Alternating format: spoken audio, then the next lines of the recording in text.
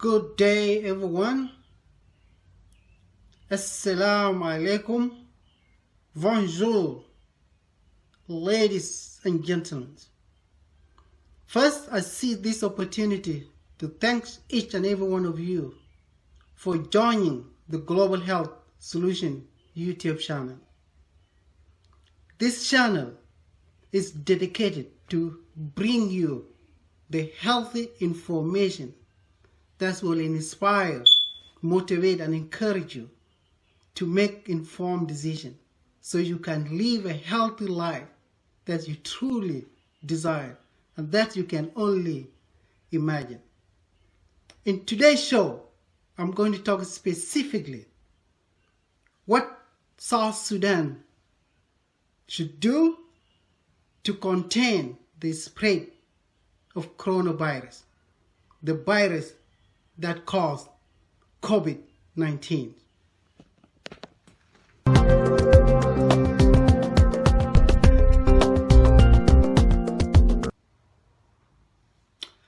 I would also like to thank each and every member of South Sudan high-level task force on coronavirus. I commend them for the effective leadership and for the bold action that they have taken to keep South Sudan free of coronavirus for a very long time under very difficult circumstances. That's an effort that deserves really appreciation.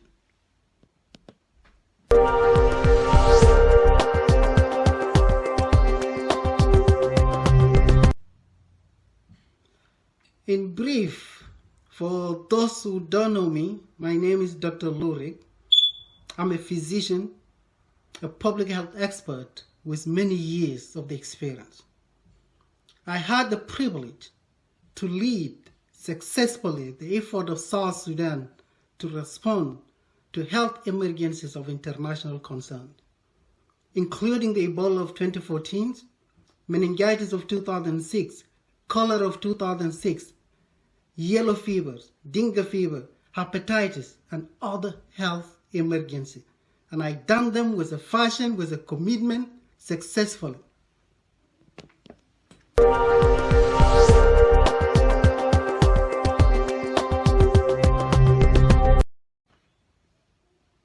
So, following the declaration of the first coronavirus case in South Sudan on Sunday the 5th, 2020, the stakes cannot be higher than this. We have seen the magnitude, the gravity, the destruction this virus has caused. Even to the countries with the best healthcare system in the whole world, they are still struggling. Today in the United States of America, at least nearly 2,000 people are dying every single day. And that's why I urge our presidents, our government, to step up big time, to redeem the political arena, to bring leadership that is needed. Because if we allow it to come into our country, it will take away our hopes, our joy, our passion for this country. And there will be no any better time than this time that our leadership need to step up their games and put it to the next level.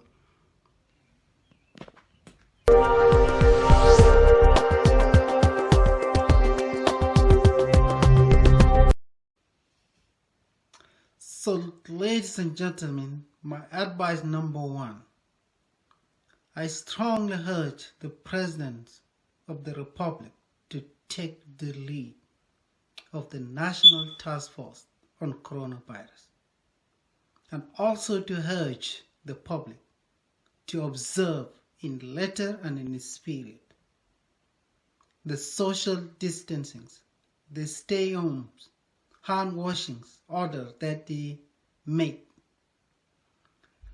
At this point in time, I don't see any other priority for our president other than protecting and containing the coronavirus, which is mean saving the life of the people that he's leading. So I hope he will consider to put any differences aside and concentrate on protecting the life of the people of South Sudan.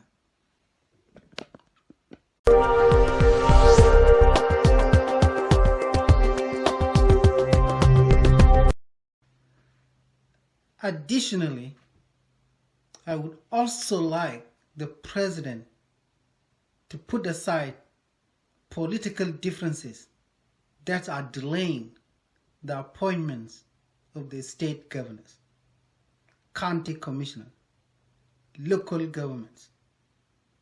It's so critical to have the state leadership that will implement the president's orders to ensure that the people in their state also are protected.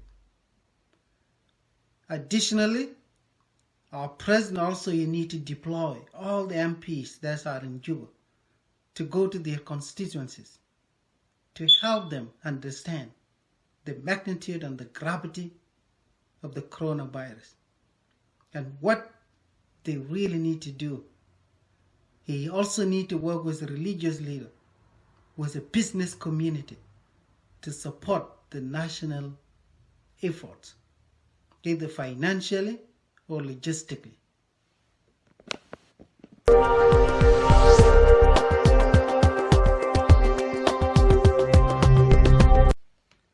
So my advice number 2, I urge our president to personally call the president of China to allow South Sudan to procure the most essential life-saving drugs, PPEs, respirator, ventilator, and other logistics that are needed by our healthcare workers to save the life of the people of South Sudan.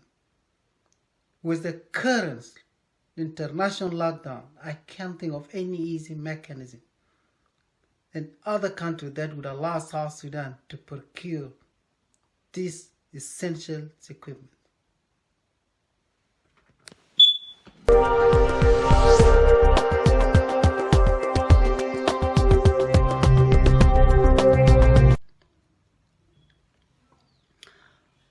Advice number 3, I urge our government to involve the business community, the South Sudanese business community.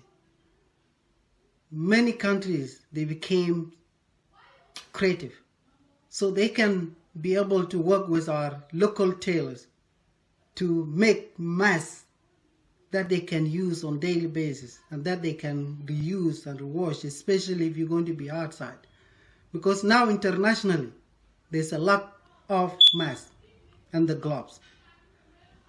Masks can be produced locally. It's working in America, everybody's doing, in Kenya, in other countries, they are producing masks locally. And that's a good practice. That's our local business community. They can distribute masks, they can distribute soap for hand washing and other material that are needed, including food supplies for those who are not working and they have to observe the stay-home order of the president.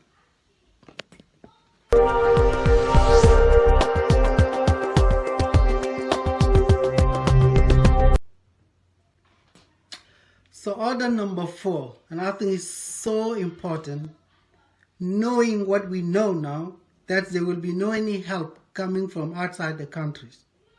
So we need to work with what we have in the country.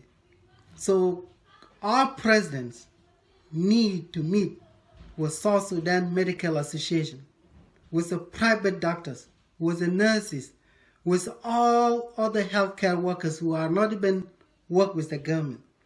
He need to motivate them. He need to invite them so they can join the fight So we need to see how they can train additional healthcare workers, identify them, because there will be no help coming from anywhere else.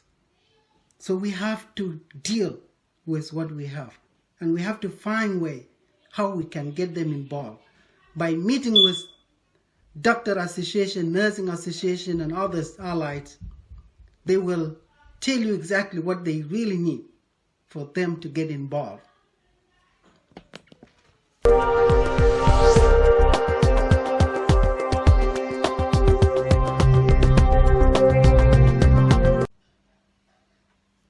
Also, advice number 5, I heard the Minister of Health to work with his counterpart, Minister of Education. Use some of these schools, equip them with the material like beds and others to prepare them for isolation in case it's become necessary, because we know our houses are overcrowded. If anyone suspected to be a contact and you want him to observe those 14 days quarantined, it's not going to be possible to put them in their quarantine in their houses, because there's no many people living alone. So the Minister of Health need to work with the Minister of Education to identify some of these schools that they can be equipped with the beds, because those who are on quarantine, they are not sick yet. So they need just observations. And once they develop symptoms, they will be tested. If they tested positive, now you can take them to health facility so they can get the professional care that they really need and deserve. And also those who are on isolation, you need to have a security to protect them so they can come out. And we need to not to use that, oh, this is a son of the and this and this. If you are on those isolation, there will be no any exception, even for 1 minute, to leave that place.